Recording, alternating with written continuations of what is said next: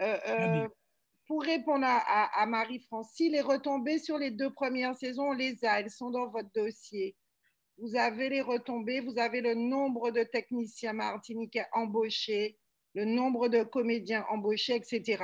Moi, pour finir, ce que je veux dire, c'est que ça serait dommage que la série Tropique criminelle paye, en fait, paye aujourd'hui peut-être un manque de vision politique que nous avons eu,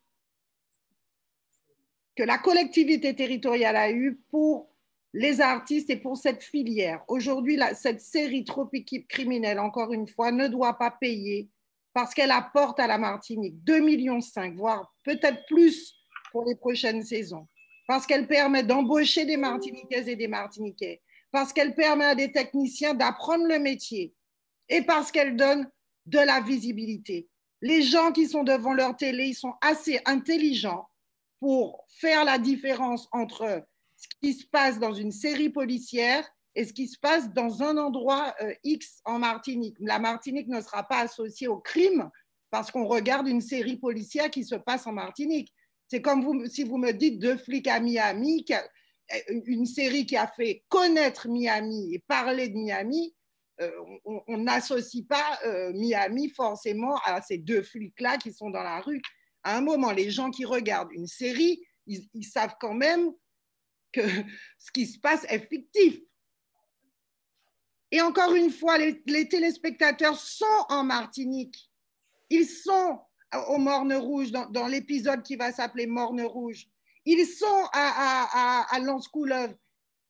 Mais vous ne vous rendez pas compte de cette possibilité qu'on a de faire les gens voyager à travers une série policière. Les séries policières sont les plus regardées au monde.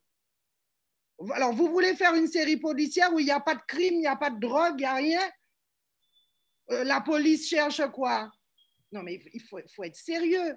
Comment on peut opposer aujourd'hui une série policière tournée en Martinique qui donne 2,5 millions de répercussions économiques à la Martinique, qui fait vivre aujourd'hui des intermittents du spectacle?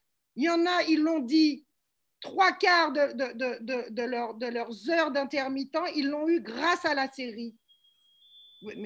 Mais tous ces techniciens-là qui sont en train de nous regarder, ils m'envoient des WhatsApp.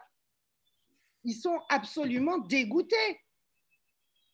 Parce que ça fait vivre des comédiens, des techniciens, ça fait connaître des jeunes. Il y a d'ailleurs un jeune comédien qui a été repéré grâce à la série. Donc, effectivement, vous n'avez peut-être pas toutes les informations, moi je les ai.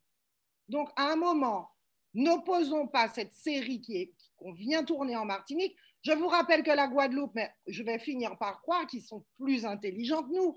Ça fait 10 ans qu'ils tournent leur série. Il y a même un tour opérateur qui fait le tour des endroits où est tournée la série. Il y a des Anglais, parce que cette série de Guadeloupe, Meurtre au paradis, elle passe excusez-moi, en Grande-Bretagne. Il y a des Anglais qui viennent chaque année en Guadeloupe pour voir où se tourne la série, pour s'asseoir dans le petit restaurant ADR où se tourne la série.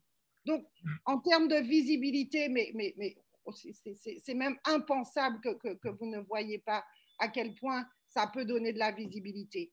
Après, ça n'empêche pas que nous fassions des productions martiniquaises avec des scénaristes martiniquais qui parlent de la culture martiniquaise, qui parlent de notre histoire. L'un n'empêche pas l'autre. Alors oui, sur ça, nous devons travailler. Oui, nous devons aider nos scénaristes, nos artistes, nos comédiens. Mettons de l'argent aussi là-dessus. Mais ça n'empêche pas de mettre 500 000 euros sur Tropique criminel. 500 000 euros, 6% du budget, quand même. Merci.